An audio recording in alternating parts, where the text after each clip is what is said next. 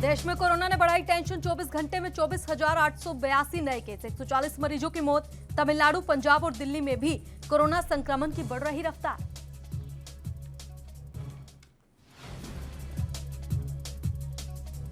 केंद्रीय मंत्री जावड़ेकर ने किया आजादी का अमृत महोत्सव का उद्घाटन। स्वतंत्रता की 75वीं वर्षगांठ के उपलक्ष्य में मनाया जा रहा अमृत महोत्सव।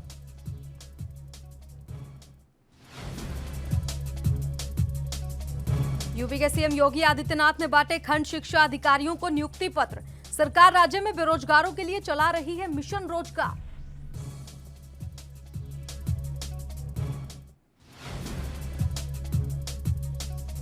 और राजस्थान के जोधपुर में बड़ा हादसा। बस और ट्रॉले की भिड़ंत में 5 लोगों की मौत, 12 घायल। सभी घायल बीकानेर के पीबीएम अस्पताल में भर्ती।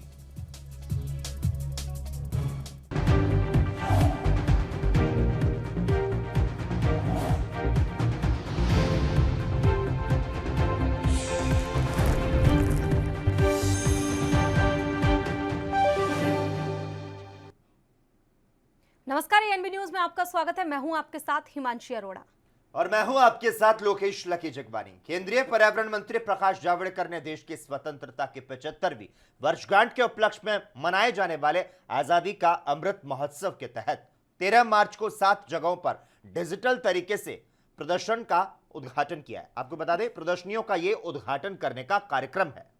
जावड़ेकर ने जम्मू कश्मीर के सांबा जिले में, बंगलुरु, पुणे, भुवनेश्वर, मणिपुर के माइरंग जिले और बिहार के पटना में प्रदर्शनियों का उद्घाटन किया। आपको बता दें कि भारत की स्वतंत्रता प्राप्ति के 75 वर्ष अगले साल पूरे होंगे और उससे 75 सप्ताह पहले ही अमृत महोत्सव की शुरुआत हुई है, जो 2023 के स्वतंत्रता दिवस तक चलेगा।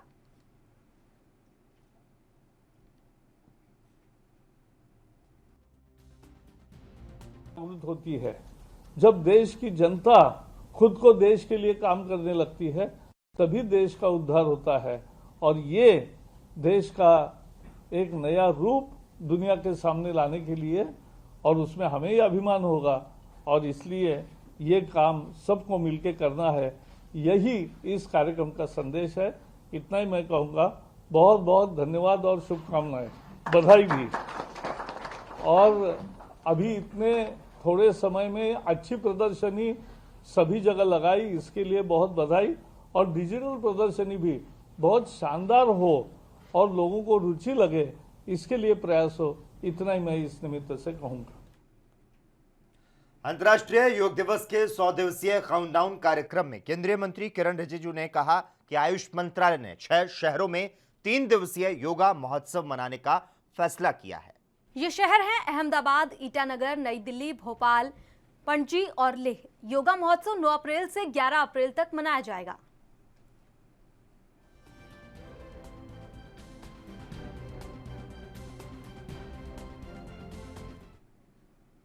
उत्तर प्रदेश की योगी आदित्यनाथ सरकार बेरोजगारों के लिए राज्य में मिशन रोजगार चला रही है और इसी के तहत मुख्यमंत्री योगी आदित्यनाथ ने शनिवार को बेसिक शिक्षा परिषद के नव नियुक्त खंड शिक्षा अधिकारियों को नियुक्ति पत्र वितरित किया। लखनऊ के लोक भवन में आयोजित कार्यक्रम को संबोधित करते हुए कहा कि 4 वर्ष के इस कार्यकाल के दौरान प्रदेश में 4 लाख युवाओं को सरकारी नौकरी देने में सफल हुए हैं हम। चयनित अभ्यर्थियों को बधाई देते हुए सीएम योगी आदित्यनाथ ने कहा कि प्रदेश के युवाओं को पारदर्शी तरीके से नियुक्ति पत्र देकर उनकी प्रतिभा और ऊर्जा का लाभ प्रदेश के विकास के लिए ले पाने में सफल हो रहे हैं। मुख्यमंत्री योगी आदित्यनाथ ने कहा कि आज से 4 वर्ष पहले यूपीपीएससी की गरिमा दांव पर लगी थी। जाति, क्षेत्र, मत और मजहब देखकर नियुक्तियां दी जाती थी। धनबल और बाहुबल का भी भरपूर दुरुपयोग होता था। उन स्थितियों में पारदर्शिता और सुचिता कपोल कल्पना मात्र थी, लेकिन आज सभी चयन आयोगों से पारदर्शी तरीके से अभ्यर्थियों का चयन हो रहा है।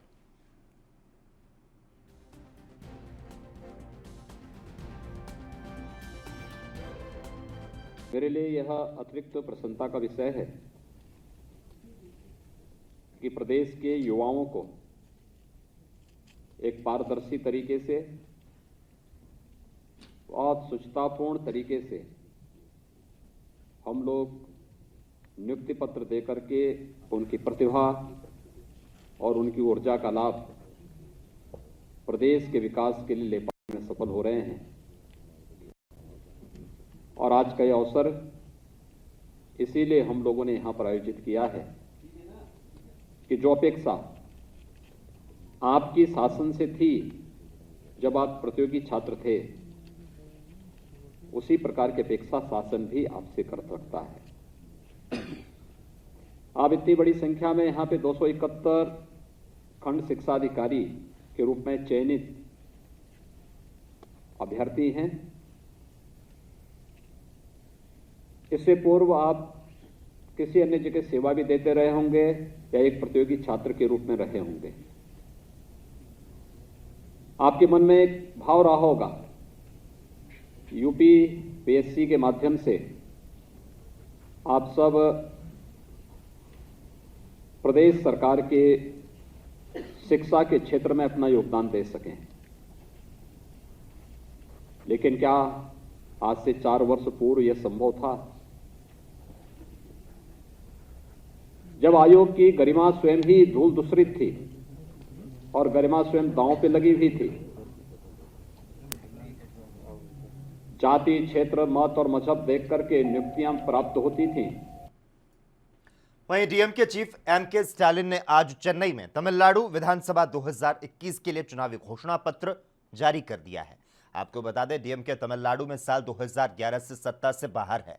शुक्रवार को एमके स्टालिन ने एक प्रेस कॉन्फ्रेंस को संबोधित करते हुए कहा कि वो 15 मार्च को नामांकन दाखिल करेंगे।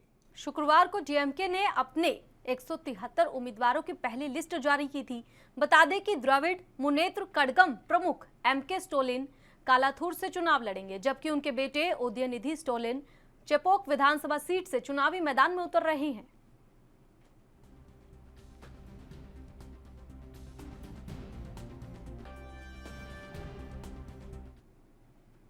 वहीं शिवसेना नेता संजय राउत ने महाराष्ट्र कर्नाटक सीमा विवाद पर प्रतिक्रिया दी।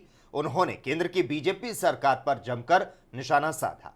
उन्होंने कहा, प्रधानमंत्री मोदी और गृह मंत्री अमित शाह बेलगाम मराठी लोगों पर हमलों पर चुप है। उन्होंने महाराष्ट्र के मुख्यमंत्री उद्धव ठाकरे से अनुरोध किया कि इस मामले की जांच करने और शिवसेना के कार्यकर्ताओं को मजबूत करने के लिए सभी पार्टी प्रतिनिधि मंडल को बेलगाम भेजा जाए। बेलगांव में कर्नाटक बीजेपी स्पॉन्सर्ड एक संगठन है, वो हमारे वहाँ के मराठी लोगों के ऊपर जिस प्रकार से हमले कर रही है, हमारे शिवसेना के जो प्रमुख कार्यकर्ता है उनके ऊपर खूनी हमले कर रहे हैं, ये बहुत चिंता की स्थिति है। भारतीय जनता पार्टी को या केंद्र सरकार को पश्चिम बंगाल में चुनाव में जो हिंसा चल रही है, ऐसे वो लोग बोलते हैं, उस बारे में बहुत चिंता है। बहुत चिंता उनको है कि हमारे लोगों पर हमला हो रहा है, हमारे लोगों को मार रहे हैं। लेकिन बेलगांव में 8 दिनों से जिस तरह से हमारे लोगों पर हमला चल रहा है, हाँ, खूनी खेल चल रहा है, उस बारे में ना भारतीय जनता पार्टी का कोई वरिष्ठ नेता बोल रहा है, ना केंद्रीय गृह मंत्री बोल रहे हैं, ना प्रधानमंत्री उसके बारे में कोई सूझबूझ ले रहे। तो क्या अगर वहाँ हमारे लोगों के सर फूट रहे तो हम भी हमारे हाथ में डंडे लेकर वहाँ जाए क्या? देखिए, हम भी उसी तरह से जवाब दे सकते हैं, लेकिन ये देश का अंतर्गत मामला है, ये भारत पाकिस्तान का मामला नहीं है। ये भाषा विवाद थोड़ा बहुत है, वो शांति की तरीके से छूट भी सकता है अगर प्रधानमंत्री और गृह मंत्री उसमें हस्तक्षेप करे। तो मैं मुख्यमंत्री जी से अपील करूंगा या डिप्टी सीएम से अपील करूंगा, ऑल पार्टी डेलीगेशन बेलगांव में जाना चाहिए, हमारे लोगों को बंगाल विधानसभा चुनाव को लेकर सभी दल अपने अपने स्तर पर तैयारियां कर रहे हैं। वहीं पूर्व केंद्रीय मंत्री और बीजेपी के पूर्व नेता यशवंत सिन्हा आज कोलकाता पहुंचकर टीएमसी में शामिल हो गए। उन्होंने टीएमसी का झंडा लहराते हुए ममता बनर्जी की पार्टी का हाथ थाम लिया। यशवंत काफी दिनों से बीजेपी से नाराज चल रहे थे और कई मौकों पर बीजेपी की आलोचना भी कर चुके हैं। टीएमसी में शामिल होने के बाद बीजेपी की आलोचना करते हुए यशवंत सिन्हा ने मीडिया से कहा, प्रजातंत्र की ताकत प्रजातंत्र की संस्थाएं होती हैं। आज लगभग हर संस्था कमजोर हो गई है, उसमें देश की न्यायपालिका भी शामिल है। हमारे देश के लिए यह सबसे बड़ा खतरा पैदा हो गया है। अटल जी के समय में बीजेपी सर्वसम्मति पर विश्वास करती थी, लेकिन आज की सरकार कुचलने और जीतने में विश्वास करती है। अकाली दल, बीजेडी, शिवसेना पहले ही बीजेपी का साथ छोड़ चुके हैं। आज बीजेपी के साथ कौन खड़ा है।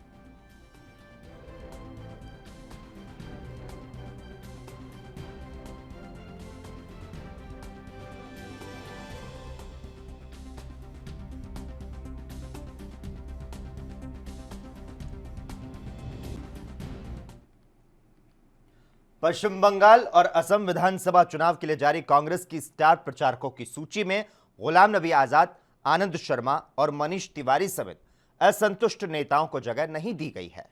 इससे असंतुष्ट G23 और पार्टी नेतृत्व के बीच चल रही अंदरूनी जंग की खाई और चौड़ी हो गई है। पश्चिम बंगाल और असम विधानसभा चुनाव के लिए कांग्रेस अध्यक्ष सोनिया गांधी, राहुल गांधी और प्रियंका गांधी वाड्रा के साथ ही क्रिकेटर से नेता बने नवजोत सिंह सिद्धू और मोहम्मद अजहरुद्दीन को बंगाल के पहले चरण के स्टार प्रचारकों की सूची में शामिल किया गया है।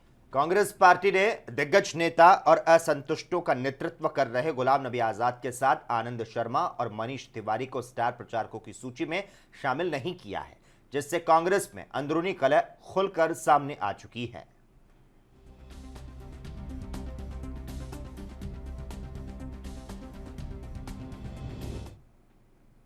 बंगाल में बीजेपी उम्मीदवारों के नामों पर चर्चा के लिए चुनाव समिति की बैठक जारी है। यह बैठक जेपी नड्डा के आवास पर हो रही है।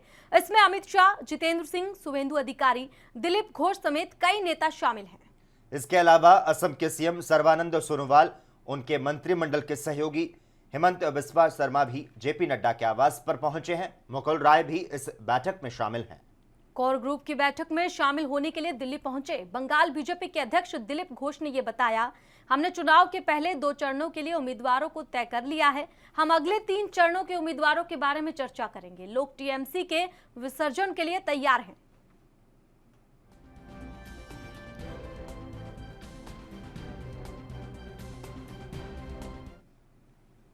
वहीं बंगाल के कोलकाता में एसएसकेएम अस्पताल से छुट्टी मिलने के बाद ममता बनर्जी घर आ गई हैं। हालांकि 1 हफ्ते के बाद जांच के लिए उन्हें बुलाया गया है। अस्पताल से व्हीलचेयर पर निकली ममता बनर्जी का समर्थकों ने हाथ हिलाकर अभिवादन किया। मेडिकल बोर्ड ममता को 48 घंटे और अस्पताल में रखना चाहता था, लेकिन ममता ने डिस्चार्ज किए जाने की इच्छा जताई। डॉक्टरों ने कहा कुछ पाबंदियों के साथ ममता कर सकती है सफर। ममता ने दी गई हिदायतें मानने का वादा किया। हालांकि ममता व्हीलचेयर से चुनाव प्रचार कर सकती हैं। जानकारी के मुताबिक ममता बनर्जी 14 मार्च को पार्टी का घोषणा पत्र जारी करेंगी।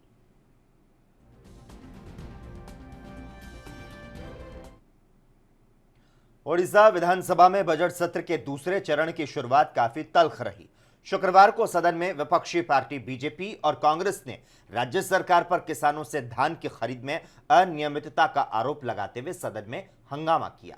इस दौरान देवगढ़ से बीजेपी विधायक सुभाष चंद्र पणिग्रही ने विधानसभा में ही खुदकुशी का प्रयास किया। उन्होंने सदन में सैनिटाइजर पी लिया। उन्होंने मंडी से किसानों के धान खरीद के मसले पर ध्यान केंद्रित करने के लिए कदम उठाया। उन्होंने ये कदम तब उठाया जब राज्य के फूड सप्लाई और कंज्यूमर वेलफेयर मंत्री रणदेंद्र प्रताप सदन में सवालों के जवाब दे रहे थे।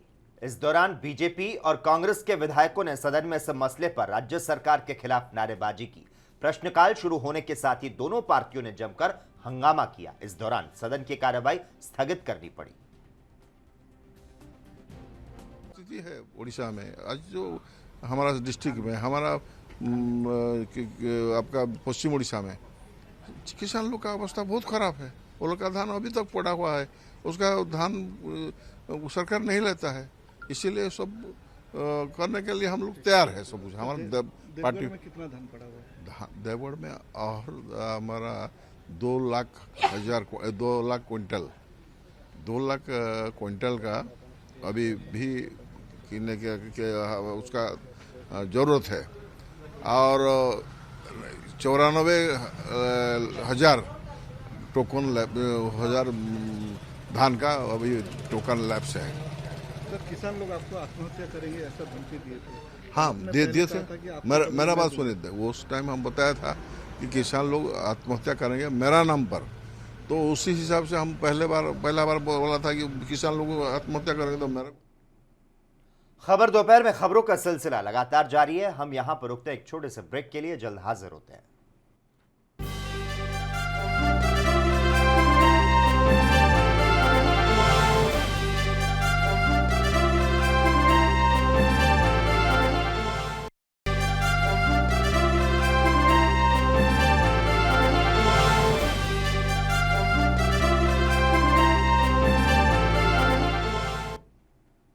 और ब्रेक के बाद खबर दोपहर के खास बुलेटिन में आपका स्वागत है। एक बार फिर से चले रुक करते हैं खबरों की ओर।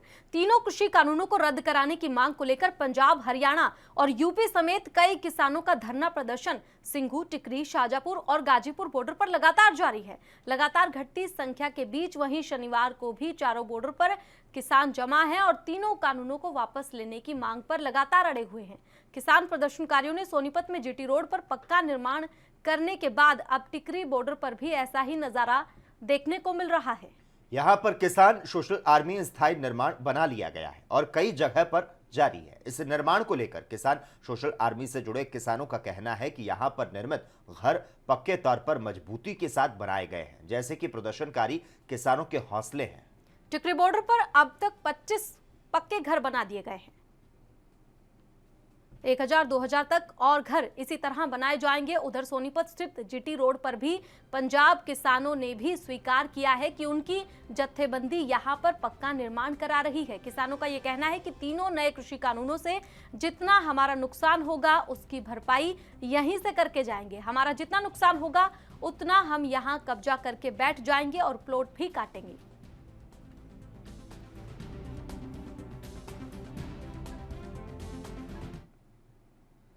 जम्मू कश्मीर के बड़गाम की महिलाओं को सशक्त बनाने के लिए भारतीय सेना ने एक महिला प्रशिक्षण केंद्र स्थापित किया है। ये महिलाएं आजीविका कमाने के लिए कश्मीरी शॉल और कढ़ाई का काम करती है। प्रशिक्षण केंद्र का उद्देश्य एक स्थायी कौशल विकास कार्यक्रम बनाना है जो कई उद्योगों में कश्मीरी महिलाओं के लिए रोजगार की सुविधा प्रदान करेगा और कश्मीर की महिलाओं को रोजगार के लिए मंच भी प्रदान करेगा। ये महिलाएं इस केंद्र में काम करने और कश्मीरी शॉल और कढ़ाई की वस्तुओं के सुंदर डिजाइन बनाने और अपनी आजीविका कमाने के लिए बड़गाम के कई क्षेत्रों से आई थी। सेना केंद्र में सभी आवश्यक सामग्री प्रदान करती है और इन महिलाओं को बाजारों में अंतिम उत्पाद बेचने में मदद करती है।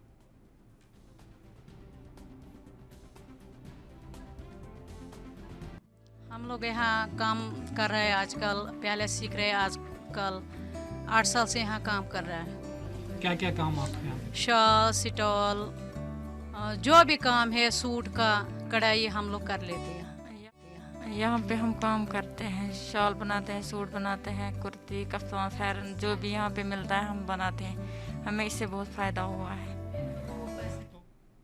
बुंदेलखंड में झांसी और बबीना कैंट में व्हाइट टाइगर डिवीजन का ले जनरल JS नयन अति विशिष्ट Seva medal, Sena medal, general officer commanding in chief दक्षिण कमान ने दौरा किया। उनके साथ ले जनरल अतुल्य सोलंकी अति विशिष्ट Seva medal, Sena medal, general officer commanding Sudarshan Chakra corps भी मौजूद रहे। जनरल ऑफिसर ने व्हाइट टाइगर डिवीजन के वरिष्ठ कमांडरों से मुलाकात की। Major general Vipul Singhal, general officer commanding White Tiger Division ने आर्मी कमांडर को ऑपरेशन सिक्योरिटी ट्रेनिंग के पहलुओं और जीवन की गुणवत्ता बढ़ाने के टिप्स बताए। इसके साथ ही आर्मी कमांडर ने बबीना फील्ड फायरिंग रेंज में आयोजित field firing exercise silver strike को देखा।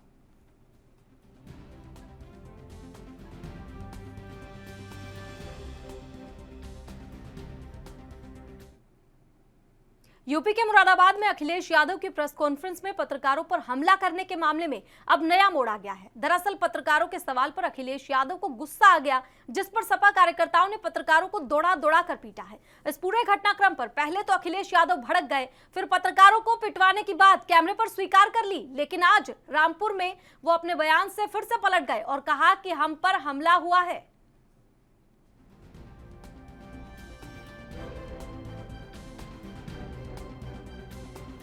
मैं इतना ही कहूँगा कि सबकी सीमाएं हैं और रिकॉर्डिंग वगैरह सब जानते हो सच्चाई आप, और पत्रकार की भी सच्चाई जानते हो, इसलिए कम से कम लोकतंत्र बचाने के लिए आप लोग भी आगे आए। सर, सपा पर भी लगातार आरोप लगे हैं कि आजम खान वाले मामले में ज़्यादा बोले नहीं हैं। अगर पूरा रिवाइंड करके देखोगे तो केवल समाजवादी पार्टी ही बोली है, बाकी दोनों दल बीजेपी, कांग्रेस उन्हें फंसाने में लगी है। अच्छा अखिलेश जी, आज की साइकिल रैली से मुझे दुख है कि आज के समय पर ऐसे भी पत्रकार हैं जो परवाह नहीं करते हैं किसी की, और केवल हमला हमारी सिक्योरिटी पर नहीं हुआ है। जिस तरह की तैयारी थी वो हमला हम पर होने के लिए था। ये पत्रकार जरूर रहे होंगे, लेकिन इनका इतिहास बताता है और सरकार का जो इनके साथ है वो ये बता रहा है कि हमला सीधा सीधा कहीं ना कहीं अपमानित कर दो, इसलिए हमला था। जी, ये रैली अब आगे तक जाएगी तो जैसे आप खड़े हो, आप तो नहीं जिद कर रहे हो। अब ये रैली आगे आप तक देखो, जाएगी। आप किसी को नहीं बुला रहे हो जिद करने के लिए, या हम जो बात कह रहे हैं और पहली बार तो नहीं कह रहे हैं, आपके बीच जाने कितनी बार बातचीत हुई है। बिहार में विपक्ष के नेता तेजस्वी यादव ने राज्य के मंत्री रामसूरत राय से एग्रीमेंट पेपर और बैंक डिटेल दिखाने की मांग की है। तेजस्वी यादव ने ये मांग उस जमीन को लेकर की है जिस पर एक स्कूल चलाया जा रहा था और पिछले साल नवंबर के महीने में इसी जगह से शराब की खेप भी बरामद की गई थी। तेजस्वी यादव ने कहा कि रामसूरत राय का झूठ सामने आ गया है। तेजस्वी ने आरोप लगाया कि जिस व्यक्ति ने पुलिस को कॉल करके स्कूल में शराब होने की जानकारी दी थी, पुलिस ने मंत्री के भाई को बचाने के लिए उसे ही जेल में डाल दिया। तेजस्वी ने कहा इस मामले में एक फिल्मी कहानी की तरह स्क्रिप्ट लिखी गई है। रामसूरत राय ने कहा कि वो इस विद्यालय के संस्थापक नहीं है, ये उनके भाई की जमीन है जो उन्होंने लीज पर दी हुई है, जहां कोई और स्कूल चलाता है, जबकि बिजली का बिल हंसलाल जी के नाम पर ही आता है, यानी ये जमीन उनके नाम पर ही है। वहीं इस आरोप पर रामसूरत राय ने तेजस्वी यादव को जवाब दिया है, सुनिए। विपक्ष नेता तेजस्वी प्रसाद यादव जी का कहना है कि रामसूरत राय के भाई पर एफआईआर हुआ है, तो इस्तीफा रामसूरत से क्यों, मेरा ये सवाल है, पहला नंबर। दूसरा नंबर कि एफआईआर 13 लोगों पर हुआ है, उसमें मेरे भाई के ऊपर ये आरोप है कि ये परिसर के मालिक है, यानी जमीन के मालिक है। क्या जमीन के मालिक होने से क्या गुनाह है कि वो एफआईआर में संलिप्तता उनकी है? यह अनुसंधान का विषय है, अनुसंधान जारी है। तमाम उसमें वैसे लोग पकड़ाए हैं जो आरजेडी के लोग हैं, और खुले तौर पे मैं कहना चाहूंगा जो उसमें अमरिंदर कुमार जो संचालक है, जो विद्यालय किराए पर लिया था और उसमें वो दारू जो खाली करवाता, ऑन स्पॉट वो लड़का पकड़ाया भी है, उसकी बाइक भी पकड़ाई है, उसके साथ उसके रिश्तेदार दिलीप कुशवाहा भी पकड़ाए हैं, और उनके साथ एक मोहम्मदन लड़की है जिसका नाम अजमेरी खातून है, अजमेरी खातून पकड़ाई है, और राम लखन राय पकड़ा है। तमाम आरजेडी के लोगों के द्वारा दारू का कारोबार किया जा रहा है, उसमें संलिप्तता हो तो नेम्ड एफआईआर है। तो मैं अपने विपक्ष के नेता श्री तेजस्वी यादव से जिसे कहना चाहूंगा कि आप अपने दल के लोगों से। दिल्ली पुलिस की नॉर्दर्न रेंज स्पेशल सेल को मिली विशेष सूचना के आधार पर बकरवाला इलाके में शनिवार तड़के पुलिस टीम और वांटेड अपराधी कमल गहलोत के बीच मुठभेड़ हुई। Kamal Gehlot Mohan Garden police station में तैनात विकास मेहता की हत्या के मामले में वांटेड था। शनिवार सुबह मुठभेड़ के दौरान कैलाश गहलोत जख्मी हो गया, जिसके बाद उसे अस्पताल में भर्ती करवाया गया। उसके पास से भारी मात्रा में हथियार बरामद किए गए हैं।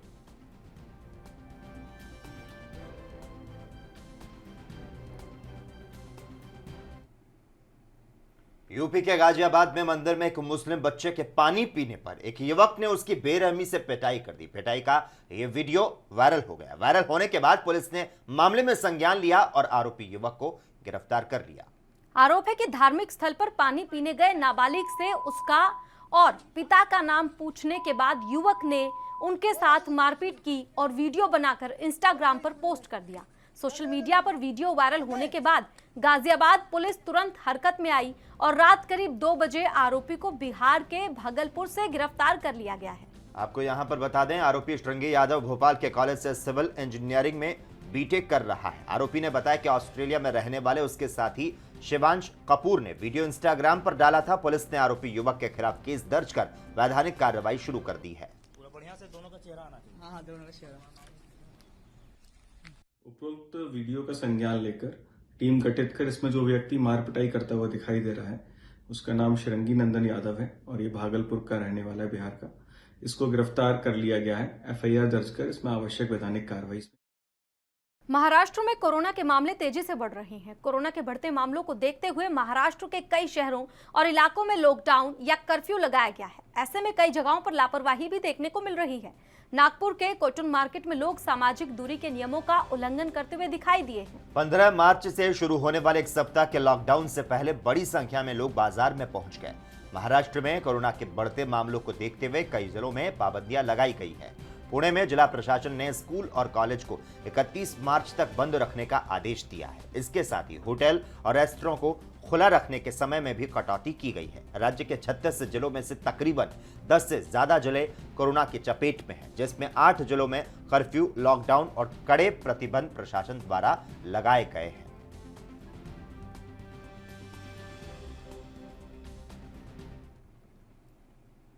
और फिलहाल रुकेंगे एक छोटे से ब्रेक के लिए, लेकिन आप कहीं मत जाइएगा।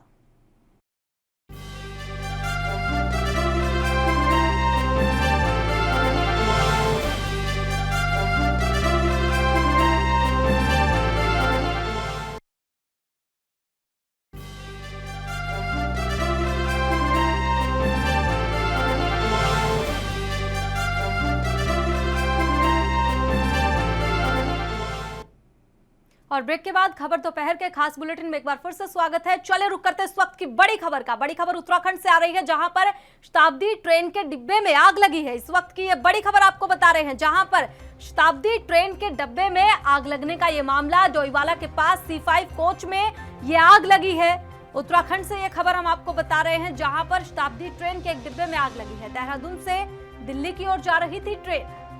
बिल्कुल, तो नई दिल्ली से देहरादून आ रही शताब्दी एक्सप्रेस के कोच में आग लगने से हड़कंप मच गया। हालांकि लोको पायलट और गार्ड ने सूझबूझ को दिखाते हुए ट्रेन को कांसरोर रेलवे स्टेशन पर रोक दिया और इसके बाद राजाजी टाइगर रिजर्व और रेलवे के अधिकारियों को इस बात की जानकारी दी गई।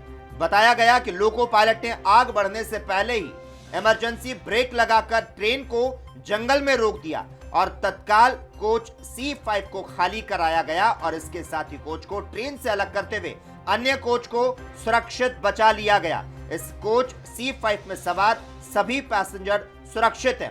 कोच के सभी यात्रियों को दूसरे कोच में शिफ्ट कर दिया गया, जिसके बाद देहरादून के लिए यह ट्रेन रवाना कर दी गई है। ऐसा बताया जा रहा है कि बोगी में 30 से ज्यादा लोग सवार थे। यह घटना शनिवार दोपहर लगभग 12:30 बजे के आसपास की बताई जा रही है। तो वहीं आग लगने का कारण शॉर्ट सर्किट बताया जा रहा है।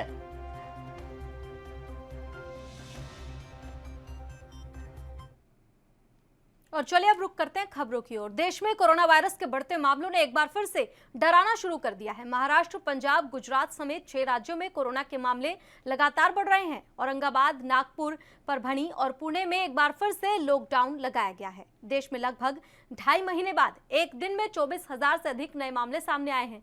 महाराष्ट्र, पंजाब, केरल, गुजरात, तमिलनाडु और कर्नाटक में सबसे ज्यादा मामले सामने आ रहे हैं। वहीं पंजाब में भी कोरोना के मामलों में इजाफा लगातार हो रहा है। बढ़ते मामलों को देखते हुए राज्य में एक बार फिर से स्कूलों को बंद करने का फैसला किया गया है। 13 मार्च से यह आदेश लागू होगा। इस दौरान 12वीं कक्षा तक के सभी सरकारी और प्राइवेट स्कूल बंद रहेंगे। दूसरी तरफ लुधियाना, पटियाला, मोहाली और फतेहगढ़ साहिब सहित 8 जिलों में नाइट कर्फ्यू लगाया गया है। यह कर्फ्यू रात 11 बजे से लेकर सुबह 5 बजे तक लागू रहेगा।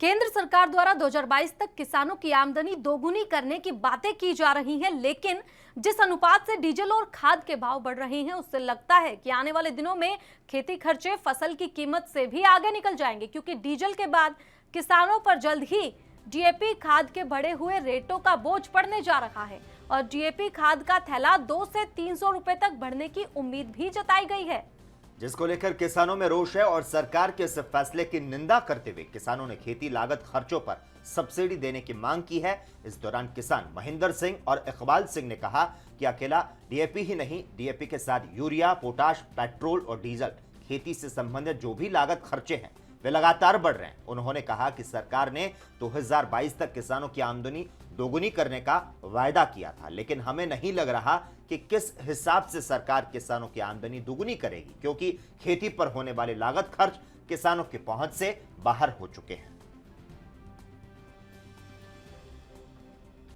और जो भी एमआरपी सरकार ਜਾਂ ਪ੍ਰਾਈਵੇਟ ਕੰਪਨੀਆਂ ਨਿਸ਼ਚਿਤ ਕਰਦੀਆਂ ਨੇ ਉਸ ਤੇ ਹੀ ਅਸੀਂ ਵੇਚ ਸਕਦੇ ਹਾਂ, ਉਸ ਤੋਂ ਵੱਧ ਤਾਂ ਅਸੀਂ ਵੇਚ ਨਹੀਂ ਸਕਦੇ। ਉਹਦੇ ਵਿੱਚੋਂ ਹੀ ਸਾਡਾ ਸਰਟਨ ਮਾਰਜਨ ਹੁੰਦਾ ਹੈਗਾ। ਤਾਂ ਜਦੋਂ ਕਣਕ ਦੀ ਬਿਜਾਈ ਹੋਈ ਉਸ ਵੇਲੇ ਜਿਹੜਾ ਐਮਆਰਪੀ ਸੀ ਉਹ 1200 ਰੁਪਏ ਸੀਗਾ ਤੇ ਅਸੀਂ ਆਪਣੇ 1200 ਦੇ ਵਿੱਚੋਂ ਵੀ 10-5 ਰੁਪਏ ਘੱਟ ਲੈ ਕੇ 1190 ਤੱਕ ਜ਼ਿਮੀਂਦਾਰ ਨੂੰ ਸਪਲਾਈ ਕਰ ਰਹੇ ਸੀ। ਪਰ ਹੁਣ ਜੋ ਮਾਰਚ ਮਹੀਨੇ ਦੀ ਸਪਲਾਈ ਆ ਰਹੀ ਹੈ, ਰੈਕ ਲੱਗ ਰਹੇ ਨੇ ਉਹਨਾਂ ਤੇ ਤਕਰੀਬਨ ਪਹਿਲਾਂ 1300, ਫਿਰ ਅਗਲੇ ਮਹੀਨੇ ਜੋ ਆਇਆ ਉਸ ਤੋਂ ਬਾਅਦ ਜਿਹੜਾ ਰੈਕ ਆਇਆ ਹੁਣ ਉਹ 1400 ਰੁਪਏ MRP। ਔਰ ਪਰਸੋਂ ਜਾਂ ਚੌਥੇ ਮੁਕਤਸਰ ਇੱਕ ਰੈਕ ਲੱਗਿਆ IPL ਕੰਪਨੀ ਦਾ, ਸੌਰੀ ਚੰਬਲ ਫਰਟੀਲਾਈਜ਼ਰ ਦਾ, ਉਸ ਤੇ MRP 1500 ਰੁਪਏ ਵੀ ਆਇਆ ਹੈਗਾ। ਔਰ ਕੰਪਨੀਆਂ ਦਾ ਸਾਡੇ ਤੇ ਪੂਰਾ ਪ੍ਰੈਸ਼ਰ ਹੈ ਕਿ ਨਵੀਂ ਮਾਲ ਖਰੀਦੇ। ਫਸਲ ਦੀ ਆਮਦਨ ਦੁੱਗਣੀ ਕਰਾਂਗੇ, ਵਾਜਬ ਭਾਅ ਦੇਵਾਂਗੇ, ਕਿਸਾਨਾਂ ਨੂੰ ਖੁਸ਼ਹਾਲ ਕਰ ਦੇਂਗੇ, ਪਰ ਸਾਰਾ ਕੁਝ ਹੀ ਮੋਦੀ ਦੀ ਸਰਕਾਰ ਨੇ ਉਲਟ ਕੀਤਾ ਹੈ। ਜੋ ਕਿਸਾਨਾਂ ਦੀ ਲਾਗਤ ਖਰਚੇ ਨੇ ਉਹ ਘਟਾਤੇ ਨੇਗੇ, ਆਮਦਨ ਜਿਹੜੀ ਉਹ ਘਟਾਤੀ ਹੈਗੀ। ਕਣਕ ਦੀ ਖਰੀਦ ਨਹੀਂ ਕਰ ਰਹੇ, ਜਿਵੇਂ ਕਿ ਕਹਿ ਰਹੇ ਵੀ ਅਸੀਂ ਜਮਾਬੰਦੀ ਲੈ ਕੇ ਆਵੇ ਕਿਸਾਨ ਫੇਰ ਕਣਕ ਖਰੀਦਾਂਗੇ, ਪਰ ਸਾਰਾ ਦਾ ਸਾਰਾ ਨੇ ਉਲਟ ਕੀਤਾ ਗਾ। ਆ ਖਾਦ ਆ ਜਿਹੜੀ ਦਿਨੋਂ ਦਿਨ ਮਹਿੰਗੀ ਹੁੰਦੀ ਹੈ, ਜਿਹੜੀ ਕਿ 1100-1200 ਦਾ ਗੱਟਾ ਪਹਿਲਾਂ ਸੀਗਾ, ਇਹ ਵਧਾ ਕੇ ਹੁਣ ਫੇਰ किसानों की छल पटनी शुरू कर। अंबाला अपने अंदर इतिहास की बेशुमार धरोहरों को संजोए हुए है, लेकिन अफसोस की बात यह है कि खुद अंबाला वासी भी इनके बारे में नहीं जानते। आज हम आपको अंबाला जिले में स्थित कोस मीनारों के बारे में बताएंगे, जिन्हें मध्यकाल में शासक शेरशाह सूरी ने बनवाया था। ये कोस मीनारें पाकिस्तान के पेशावर से लेकर बंगाल तक बनाई गई। अंबाला जिले में 3 कोस मीनारें हैं। पहली अंबाला शहर की कपड़ा मार्केट में, दूसरी अंबाला छावनी की गांधी मार्केट के नजदीक और तीसरी अंबाला छावनी की मोड़ा अनाज मंडी के नजदीक। लेकिन आज के मौजूदा समय में इनका वजूद नष्ट होता जा रहा है। हालांकि केंद्र सरकार के विशेष परियोजना के तहत इनकी मेंटेनेंस का प्रयास जरूर किया जा रहा है। इतिहासकार डॉक्टर उदयवीर ने इन ऐतिहासिक धरोहर की हिफाजत के लिए गृह मंत्री अनिल विज से अपील भी की, ताकि आने वाली पीढ़ी इन्हें देख सके। वहीं अंबाला कपड़ा मार्केट में कोस मीनार के बारे में पूछने पर व्यापारियों ने बताया कि वो खुद इस बारे में कुछ नहीं जानते, क्योंकि अवैध अतिक्रमण की वजह से वहां कोस मीनार को कोई भी नहीं जानता।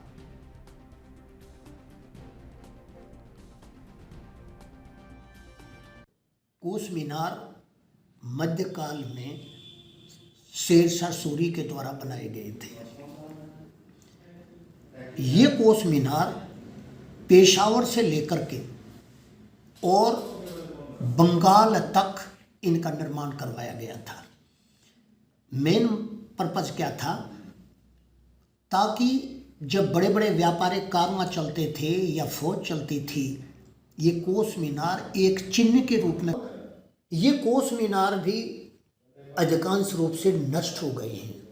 लेकिन फिर भी एक केंद्रीय सरकार की एक विशेष परियोजना के तहत इनको मेंटेन करने का प्रयास किया जा रहा है, ताकि ये सुरक्षित रहें और हम अपनी एक भावी पीढ़ी को इस विरासत को सौंप सकें, बता सकें भी इन कोस मीनार की अहमियत क्या है। देखिए, हमारी जो कपड़ा मार्केट में कोस मीनार है वो एक लैंडमार्क के तौर पर जानी जाती थी।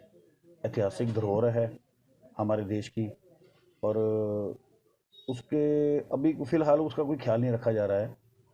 तो जो पुराने टाइम में लोग आते थे, प्रशासनिक लोग आते थे या राजा महाराजा आते थे या व्यापारी लोग आते थे, तो उनको एक लैंडमार्क मार्गदर्शक के तौर पे ये चीज़ें लगाई जाती थी, ताकि उनको पता लगे कि हम यहाँ पे पहुँच चुके हैं, अंबाला शहर आ चुका है। इसके आसपास में उनके ठहरने की व्यवस्था भी होती थी, रुकने का भी होता था, खाने पीने का अरेंजमेंट भी होता था। लेकिन आज लोगों को इसके बारे में कोई जानकारी नहीं है, और जहाँ तक मेरा ख्याल है लोग यही समझते हैं कि अतिक्रमण हो रखा है शहर में बीचों बीच, और उसके आजू बाजू में रेहड़ियाँ खड़ी हो जाती हैं और सामान लगा लेते हैं लोग। तो मेरी तो प्रशासन से यही अपील है कि इस धरोहर को, ऐतिहासिक चीज़ों को सराहा जाए, संजोया जाए और इनकी देखभाल की जाए। यही जानते हैं, जब से हमने होश संभाला है 55 ईयर के करीब हो गए जी, और ये पुरानी वो है, और अब इसकी कोई देख रेख नहीं होगी। मेरी तो सरकार से यही अपील है कि इसकी देख रेख पूरी की जाए, ताकि आने वाली पीढ़ी जो है इसको देख करके पुरानी चीज़ के बारे में जाने। ये बहुत अच्छी चीज़ है, पुरानी, काफ़ी टाइम हो गया। उज्जैन में शिप्रा नदी के नीचे मीथेन या इथेन गैस का बंठार होने की संभावना है। जीएसआई की रिपोर्ट में 2 गैसों का जिक्र आने के बाद उज्जैन कलेक्टर ने oil and natural gas corporation limited को मेल किया है। ओएनजीसी टीम आकर अब विस्फोट और भूगर्भीय धमाकों की जांच करेगी।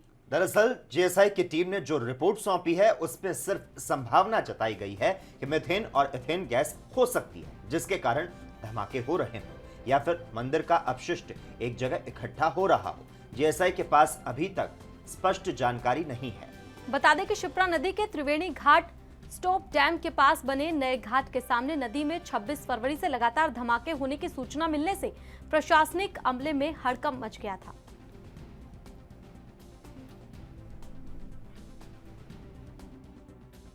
देखिए, जो क्षिप्रा नदी में खासतौर पर जो त्रिवेणी घाट के सामने वाला जिसको वीआईपी घाट के नाम से जाना जाता है, वहाँ पर कुछ विस्फोट की शिकायतें मिली थी, कुछ वीडियोस भी सर्कुलेट हुए थे। तो हमारे द्वारा जियोलॉजिकल सर्वे ऑफ इंडिया की टीम को बुलाया गया था। उनके एक्सपर्ट्स ने यहाँ पर आके भ्रमण किया, सैंपल लिए और उनकी जो टेस्टिंग करी, तो उन्होंने जो रिपोर्ट प्रस्तुत करी है उसमें ये संभावना ही जताई है कि नीचे से जो यहाँ की संरचना है दक्कन ट्रैप की, उसमें शायद कुछ मीथेन गैस जो है वो थोड़ी बहुत कोई एक ऐसा वेंट हो जिसकी वजह से स्फोट हो रहे हों। हालांकि उन्होंने ओएनजीसी से भी इसमें सलाह लेने की बात करी है, क्योंकि ये गैस से जुड़ा हुआ मामला भी हो सकता है।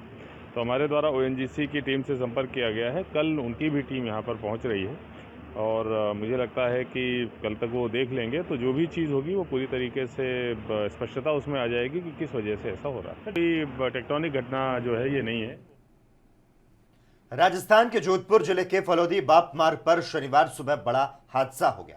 बाप थाना क्षेत्र के गड़ाना गांव के निकट एक ट्रॉले और मिनी टूरिस्ट बस की आमने सामने की भिड़ंत में 5 लोगों की मौत हो गई, जबकि 12 लोग गंभीर रूप से घायल हो गए। सभी घायलों को बीकानेर के पीबीएम अस्पताल में ले जाया गया। घटना पर मुख्यमंत्री अशोक गहलोत ने दुख व्यक्त किया है। राष्ट्रीय राजमार्ग 11 पर शनिवार सुबह मिनी टूरिस्ट बस जैसलमेर की ओर जा रही थी, जो कि सामने से आ रहे एक ट्रोले से जा भिड़ी। ट्रेलर और निजी बस में आमने सामने की भिड़ंत घटना में 3 पुरुष और 2 महिलाओं सहित कुल 5 की मौत हो गई है, जबकि 12 लोग बुरी तरह से घायल हो गए हैं।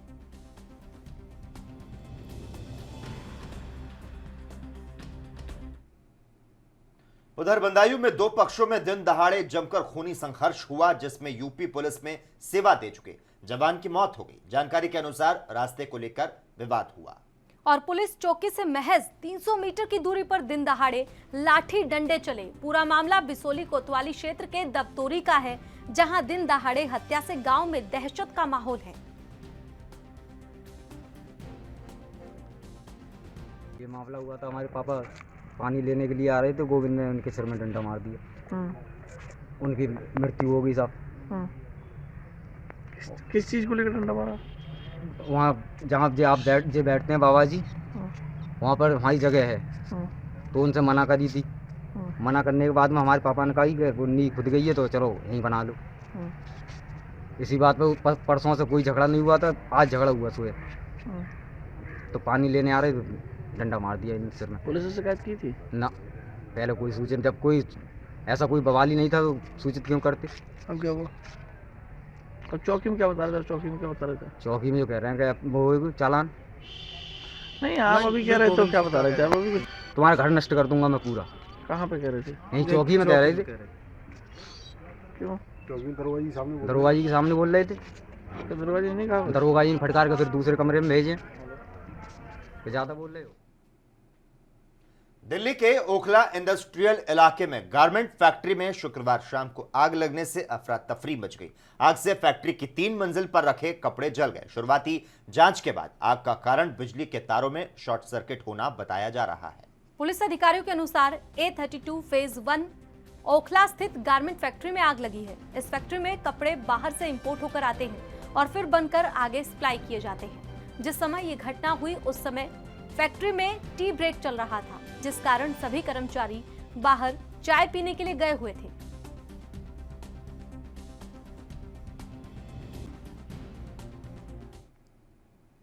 वहीं सिद्धार्थनगर के ग्राम पंचायत नगवा में एक घर में अज्ञात कारणों से भीषण आग लग गई, जिससे घर का पूरा सामान जलकर राख हो गया। घर के लोगों ने मुश्किल से अपनी जान को बचाया और स्थानीय लोगों की मदद से इस आग पर काबू पाया। आपको यह भी बता दें कि आग इतनी भयानक थी कि घर का काफी सामान जलकर राख हो गया। पीड़ित का यह कहना है कि किसी ने मेरे घर में आग लगाई, जिससे करीब 7 से 8 लाख तक का नुकसान का अनुमान जताया गया। फिलहाल पीड़ित ने थाने में शिकायत दे दी है, जिसके बाद पुलिस पूरे मामले की छानबीन में जुट गई है।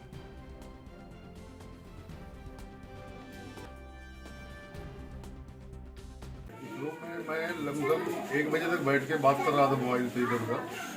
उसके बाद लाइट की प्रॉब्लम थी, लाइट काम से ही नहीं थी, तो मच्छर की वजह से हुआ कि इन्वर्टर डिस्चार्ज हो जाएगा। तो मैं उठ के दूसरे रूम में सोने चला गया और रोड साइड से खिड़की है, आग उधरी से लगी है और अच्छा खासा नुकसान हुआ। इसमें हमारा बेड, कपाट, अलमारी और ये सब तो था। वो भी जल गया, डॉक्यूमेंट थे जितने वो भी जल गए, नियर अबाउट 1 लाख का कैश जल गया। और बाकी नुकसान जो हुआ है टोटल मिला जुला के लमसम 8-9 लाख के करीब हुआ है। छत भी डैमेज हो गया, दीवार भी डैमेज हो गई है, जंगला खिड़की दरवाजा ये भी सब गड़बड़ हो गया और नुकसान तो कुछ बचा ही नहीं है, समझ लीजिए। आप थाने पर तहरीर दिए? थाने पर तहरीर दिए हैं, वहाँ दिए हैं कि मतलब अज्ञात कारणों से मतलब अज्ञात लोग वजह से ये हुआ है। फिलहाल खबर दोपहर के खास बुलेटिन में इतना ही, लेकिन बाकी की तमाम खबरों के लिए आप देखते रहें ANB न्यूज़।